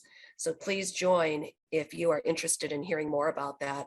What she's talking about is really important also in light of the new law that Governor Ron DeSantis just signed in Florida that took effect on July 1, that public universities must assess viewpoint diversity on campus each year through a survey developed by the State Board of Education, a requirement that is again becoming another copycat template for other states, and also authorizing students to record without professor permission in order to rat them out to be in violation of this. Right, and Florida is a two-party consent state. So they've created this exception for students to surreptitiously record what's happening in the classroom so that it can be used as a basis for a civil suit or criminal action against the university or the college. Sorry, I didn't interrupt. It was just, it's so authoritarian. I mean, it's unbelievable. Right. Thank you for that, Emily. So this brings us back to our kickoff speaker, Justin.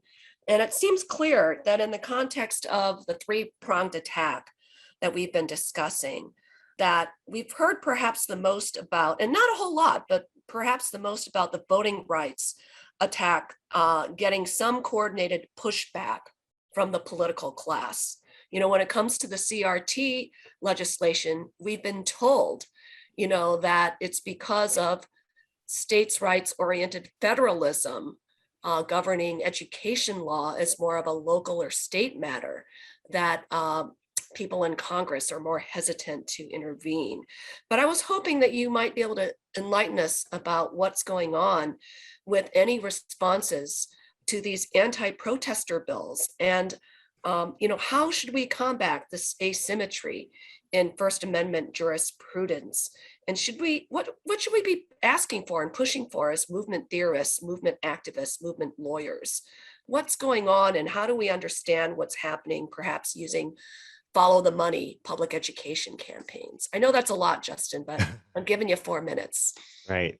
Well, with on the question of follow the money, there was a report released earlier this year by Greenpeace called Dollars versus Democracy. And amongst its key findings, it found that of the top 100 corporate donors to state lawmakers who sponsored anti-voter bills, 53 of those were also amongst the top 100 corporate donors to sponsor the anti-protest bills. Five of the top 10 companies that donated most to the anti-voter legislation, AT&T, Comcast, Philip Morris, United Healthcare, they also rank in the top 10 sponsors of the anti-protester bills. And I have a feeling if we were to explore the anti-critical race theory bills, you would find similar patterns. So there is a blueprint for campaigns around divestment. I know that in addition to this, grassroots organizers like Color of Change have put together petitions, the Legal Defense Fund, the ACLU, and others in Florida have also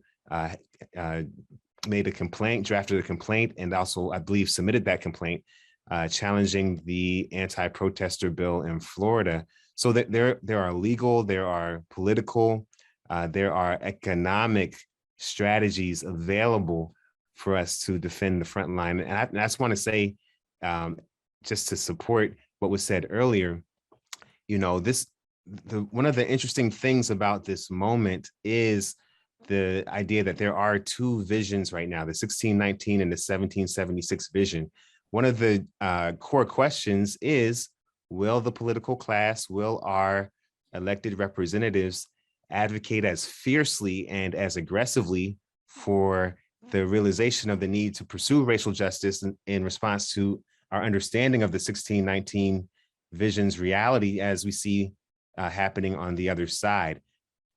And we have a Ferguson protester who is now a Congresswoman, Cori Bush, who is in the midst of drafting what she is calling a protester Bill of Rights, which would be an initial response, not a resolution, actually a bill that would be something that could begin that discussion on the protester side.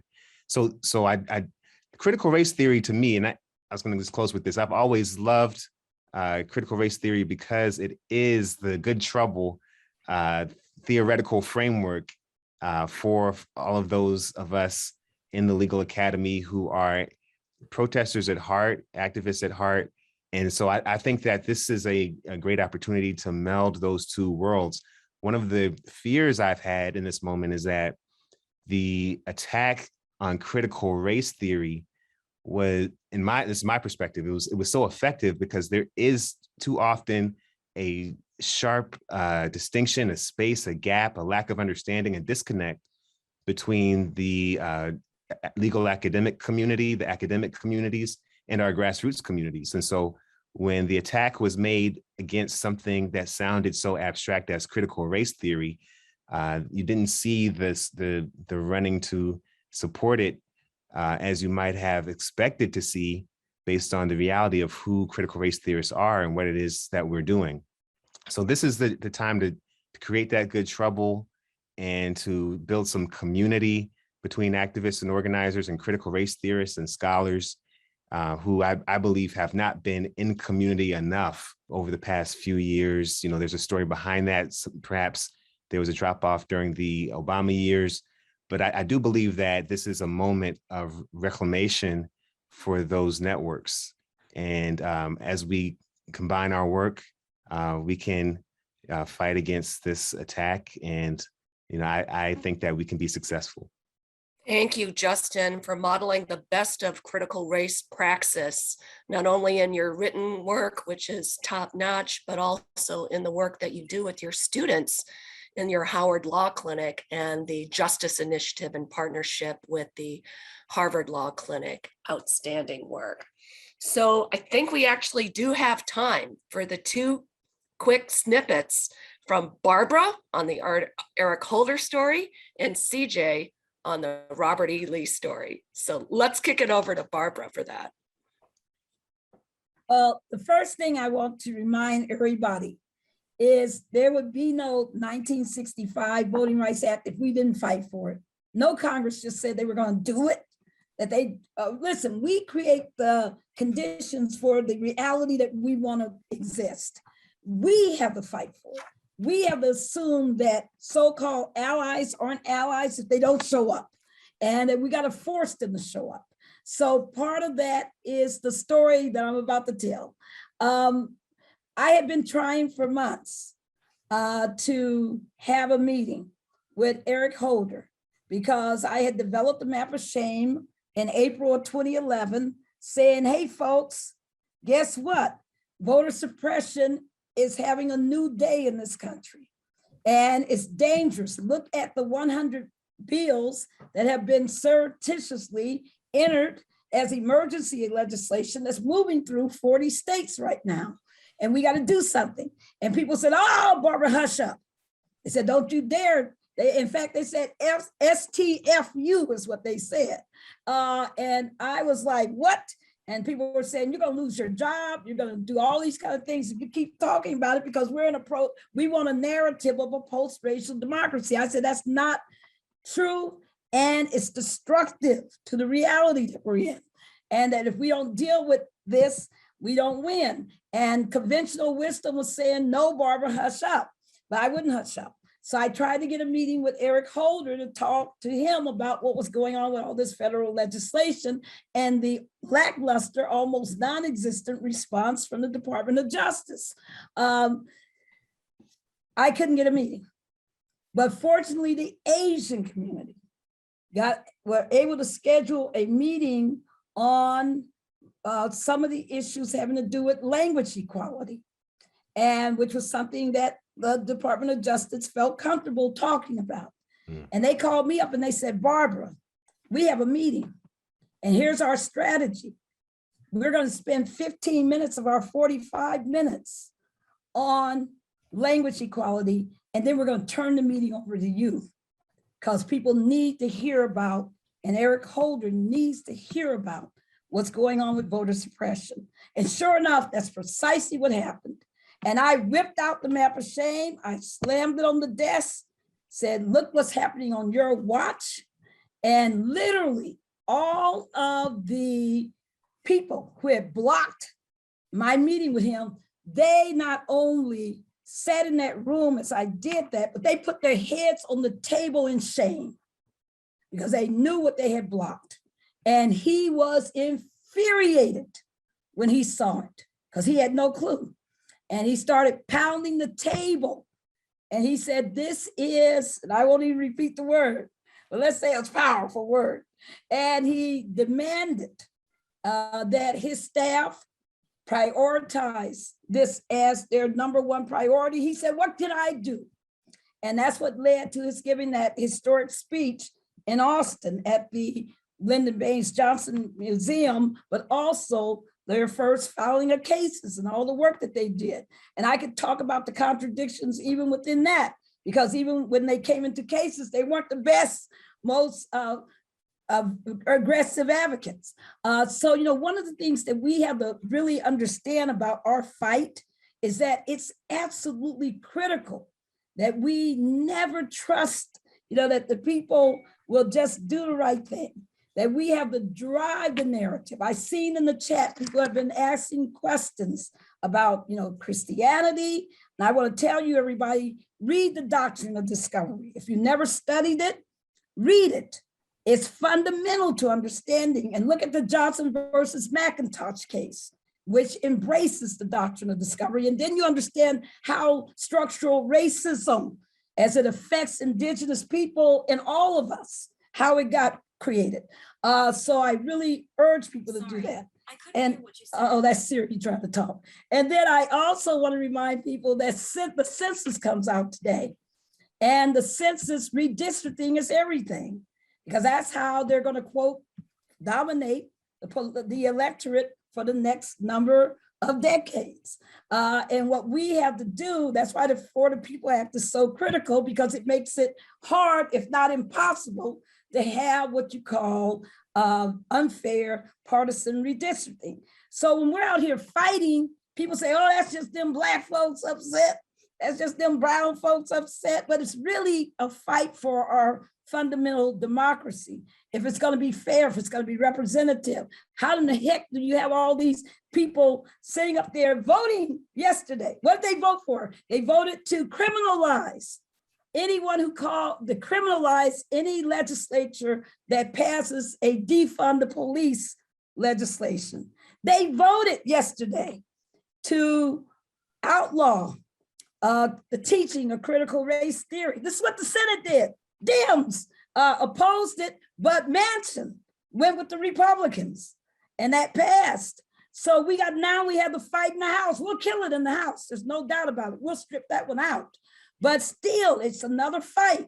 But it's because we are conscious that we fight. So I just want to remind us that there is no such thing as, oh, well, we won, we can sit down. That will never happen, because the anti-democracy forces, the pro-white supremacy forces, they don't sit down.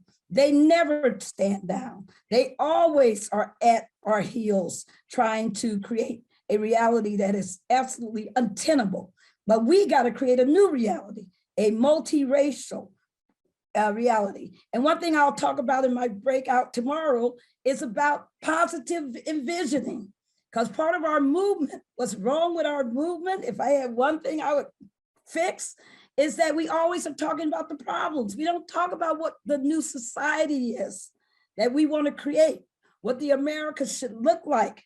That would be a just, fair, and inclusive and multiracial democracy, how that benefits everybody. I mean, those are the kinds of thoughts and beauty that we got to bring to the table. So we have a lot to do. And I just want to, really say to CJ that you had me cracking up, my dear. You killed me, you slayed me with a whole lot of your comments. The analogy camp is on. But I just wanted to, thank you for bringing a perspective into all the panelists. I've enjoyed, everybody's perspective, and I'm just grateful for the 560-something of you who have come, because remember, take our numbers and multiply them by thousands, and you have a real feel of who we really are. We just think we're just a few, but we are the majority.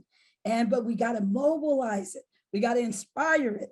We got to make it understand that it is righteous in its goals and in its beliefs. So we got to do that work. Don't be running around depressing folks. Give them some love, because the only way people are going to get into good trouble is that they know that they have the ability to win and that their fight is the right fight. Thank you. Whoa. So on behalf of the over 500 people on this call, can I just say, we love you, Barbara Arnwine. Okay, so CJ, the last story, and if I can just hope that we can go until 5 minutes past, and then we'll be done. Want to hear your quick story before we close.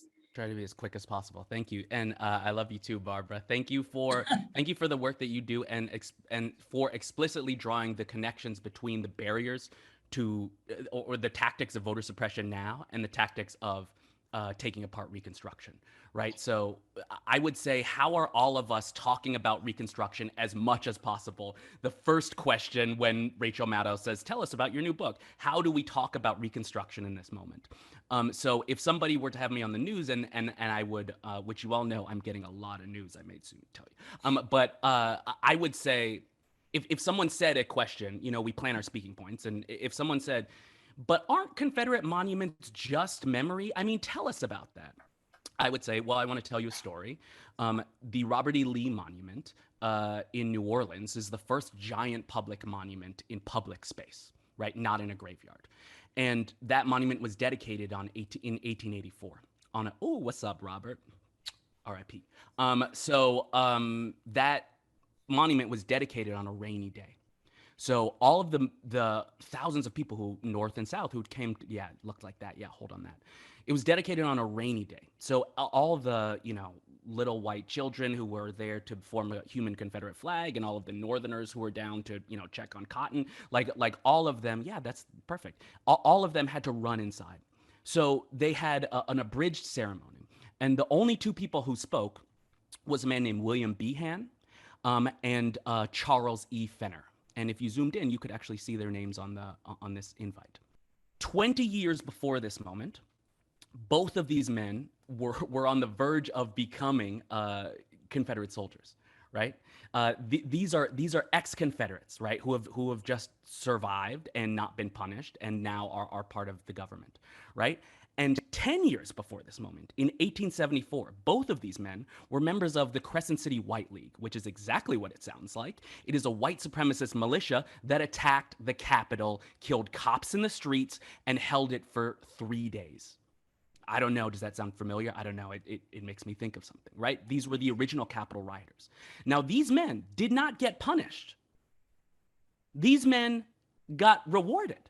They got a monument to this very insurrection of killing federal workers and cops in the streets. And one of them, Behan, becomes mayor, and Charles E. Fenner becomes a state Supreme Court justice who upholds Plessy versus Ferguson, who writes the opinion in Ex parte Plessy in 1892.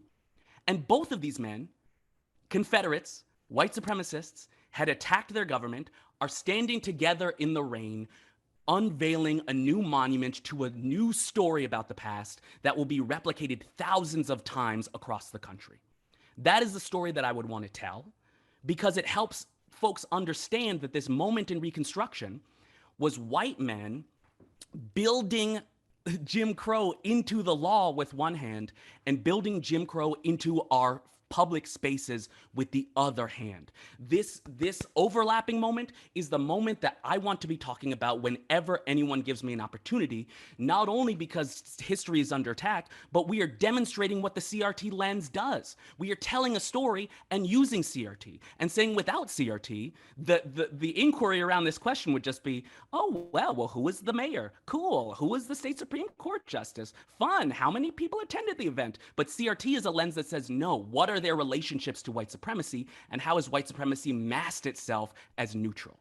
The last thing I want to say is, because I'm not trying to go around depressing people, I am not telling old dogs to learn new tricks. Sorry if I called you an old dog. Hashtag old dogs. I am not telling you to become a sprinter. Not all of us can become sprinters. I am saying, how are you having sprinters on your team? What part of your budget is going after sprinters? How much have you accepted that most of these young people out here are the new SNCC? They have no idea who Derek Bell is, but they do know who Z-Way is. And how are you raising money to talk to Z-Way or have somebody graduating from these schools in your departments the same way late night has always been poaching speakers, students from Harvard's Hasty Pudding, right? Like how are we building capacity? It goes back to Justin's point. This is about building community. You have everything at your disposal. We have Black Twitter. We have each other, and we have everything we need if we just can figure out how to talk to each other and realize that we are all one big track team.